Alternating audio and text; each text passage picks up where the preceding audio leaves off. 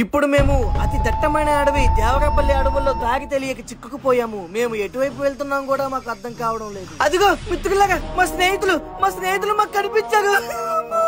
చాలా ఆనందంగా ఉంది. అమ్మయ్య, మొత్తానికి మా స్నేహితులు కలుసుకున్నావుగా బాబు. లేకపోతే పాడేగా వెళ్ళిపోతామని భయం వేసి ఇంకా నడవలేముగా బాబు. వచ్చేసినట్టుంది. అదిగో వాటర్ ఫాల్స్. మనుషులు అర్థం చేసుకోవడానికి ఇది మామూలు ట్రిప్ కాదు. అగ్నిలాగా స్వచ్ఛమైనది.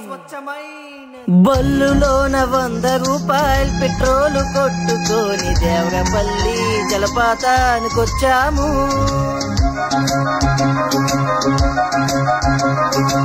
ఎన్ని అడ్డంకులున్నా అవన్నీ దాటుకుంటూ నవ్వుకుంటూ జాగ్రత్తగా వచ్చాము.